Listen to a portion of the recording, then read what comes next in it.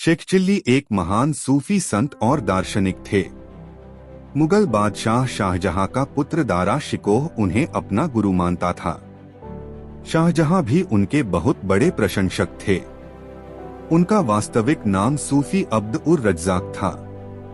इसके अलावा उन्हें अब्द उर रहीम अलैस अब्द उर करीम अलैस अब्द उर रज्जाक के नाम से भी जाना जाता था। बलूचिस्तान के एक खानाबदोश कबीले में जन्मे शेख चिल्ली को उनकी घुमक्कड़ी का शौक भारत ले आया। शेख चिल्ली को न व्यवहारिकता की परवाह थी, न ही दिखावे में विश्वास।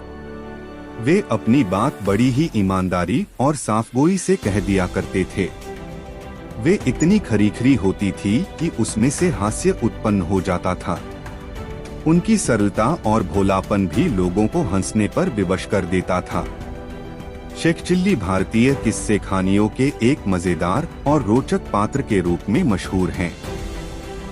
उनके बारे में यह कहा जाता था कि वे दिन में सपने देखा करते थे। उनके हास्य पात्र बनने के पीछे एक महत्वपूर्ण कारण उनकी यह आदत भी रही है। आज भी दिन में सपने देखने वालों को शेख चिल्ली कहा जाता है। इस कहानी में हम आपको शेख चिल्ली के बचपन में ले जाएंगे। इसमें उस समय की उस घटना का वर्णन है जहां से उनका नाम शेख चिल्ली पड़ गया। शेख चिल्ली की पैदाइश शेख परिवार में हुई थी।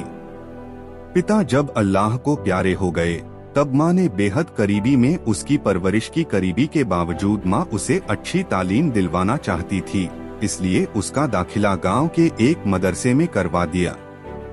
वह रोज मदरसे जाने लगा और मौलवी से तालीम लेने लगा। मदरसे में गांव के कई बच्चे आया करते थे। शेख परिवार से ताल्लुक होने के कारण वे सभी उसे शेख पुकारा करते थे। मौलवी साहब ने एक दिन पढ़ाया, लड़की जाती है तो लड़का जाता है, लड़की खाती है तो लड़का खाता है। सारे बच्चों के पीछे पीछे दोहराया, लड़की जाती है तो लड़का जाता है, लड़की खाती है तो लड़का खाता है। फिर मौलवी ने सबसे पूछा, आया समझ में? सबने हाँ में अपना सिर हिलाया, शेख ने भी। शाम को मदरसे से वापस घर जाते समय शेख को किसी लड़की के चिल्लाने की आवाज आई। वह भागा भागा आवाज की दिशा में गया। वहां उसने देखा कि एक लड़की तालाब में डूब रही है और मदद के लिए पुकार रही है। अकेले उसे तालाब से बाहर निकाल पाना शेख के बस के बाहर था। वह दौड़ता हुआ मदरसे के साथियों के पास गया और बोला, एक लड़की चिल्ली रही है, जल्दी चलो। किसी को भी समझ नहीं आया कि शेख कहना क्या चाहता है, लेकिन वे उसके साथ हो लिए।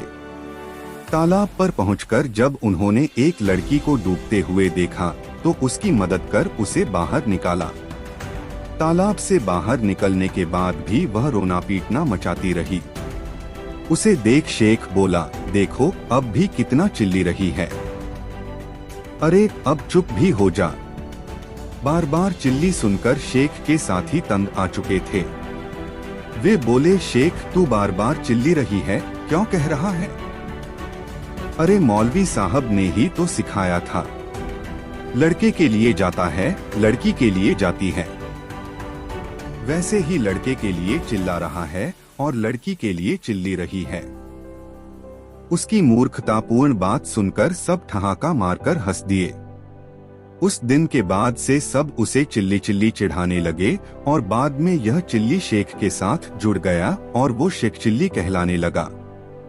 दोस्तों, आशा है आपको ये कैसे पड़ा शेख चिल्ली का नाम। शेख चिल्ली की कहानी पसंद आई होगी। आप इसे लाइक कर सकते हैं और अपने फ्रेंड्स के साथ शेयर भी कर सकते हैं।